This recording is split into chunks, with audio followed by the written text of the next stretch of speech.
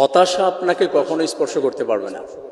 ছোট্ট এই ট্রিক্সটি আপনি যদি সারা জীবন আপনার লাইফের সাথে চালাতে পারেন, আপনি অ্যাপ্লাই করতে পারেন, আপনার লাইফের সঙ্গে মিলিয়ে দিতে পারেন, আপনি জীবনে হতাশ হবেন না। হতাশা আপনাকে ধরতেই পারবে না। প্রিয় ভাইরা, আপনি যদি এটা ভাবেন যে পৃথিবীতে কেউ কখনো কাউকে ঠকাতে পারে না, আমার ট্রিক্সটি হচ্ছে এটা, পৃথিবীতে কেউ কখনো কাউকে ঠকাতে পারে না, ইভেন আখিরাতেও অসম্ভব, কেউ কাউকে ঠকাতে পারবে না। যদি কেউ কাউকে ঠকায়ও বাহ্যিকভাবে, ভালো মতো মনে রাখবেন, ভেরি ভেরি ইম্পর্টেন্ট একটি ম্যাটার। আপনি মনে রাখবেন, কেউ যদি কাউকে ঠকায়, জাস্ট এক্সাম্পল, আপনি কাউকে 500 টাকা ঠকিয়েছেন, তাহলে এই দুনিয়াতে আল্লাহ তাআলা আপনাকে 5000 টাকা ঠকাবে, আর যাকে আপনি ঠকিয়েছেন তাকে আল্লাহ তাআলা 500 টাকার বিনিময়ে 5000 টাকা কমপক্ষে এই পৃথিবীতে দিবে। তাহলে ঠকলো কিভাবে? বাহ্যিকভাবে আমরা দেখতে পাই যে ঠকেছি বা কাউকে ঠকিয়েছি। হাসরের ময়দানের অবস্থানটা কেমন হবে? সেদিন তো কেউ কাউকে ছাড় দিবে না। হাসরের ময়দানে আল্লাহ তাআলা বলছেন, ওই দিন সুদে আসলে বুঝে দিতে হবে।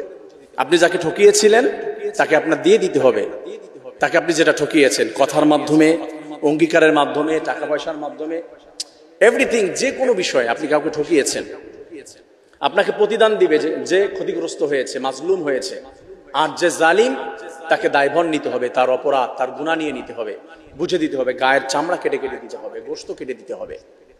আর রাসূলুল্লাহ সাল্লাল্লাহু আলাইহি ওয়াসাল্লাম বলেছেন, মান গাশশা ফালাইসা মিন্না, যে কাউকে প্রতারণা করে, কাউকে ঠকায়, কারো প্রতি জুলুম করে, সে আমাদের দলের অন্তর্ভুক্ত নয়, সে আমার উম্মত নয়, সে উম্মত হতে পারে না। কারণ মানুষকে ঠকায়, সে মুসলিম হতে পারে না, উম্মত হতে পারে না। এবং আল্লাহ রাব্বুল আলামিন বলছেন, ইন্নাল্লাহা লা ইয়াহদিল কওমাজ জালিমিন, যদি কেউ কাউকে ঠকায়, জুলুম করে, তাহলে কখনোই আল্লাহ রাব্বুল আলামিন কোন জালিমকে কখনো হিদায়াত দেয় না, সঠিক পথ দেয় না, তাকে জান্নাত দিবে না। এবং আরেকটি গিফট হলো, যে ক্ষতিগ্রস্ত হয়, মাজলুম হয়, আল্লাহ রাব্বুল আলামিন 3টি মানুষের দোয়া কখনোই কোনো অবস্থায় ফিরিয়ে দেয় না, উইথাউট ভায়া, কোনো মাধ্যম ছাড়াই আল্লাহ তাআলা কবুল করে নেয়, অটো অ্যাকসেপ্টেড।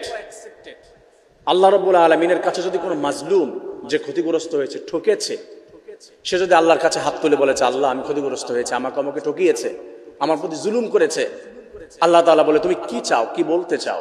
তখন যে আবদার আল্লাহ তাআলার কাছে করে, আল্লাহ রাব্বুল আলামিন তার সেই আবদারটি গ্রহণ করে নেয়, অ্যাকসেপ্ট করে নেয়।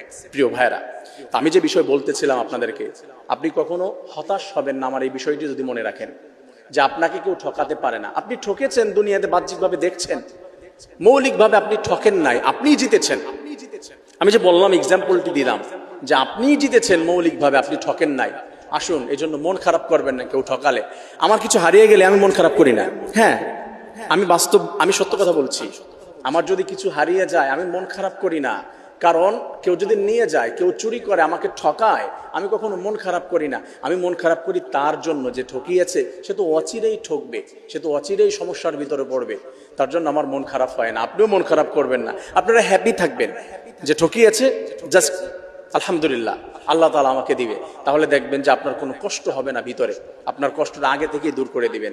আল্লাহ তাআলা আমাদের এই বিষয়টি মেনে চলার তৌফিক দান করুন, আমিন।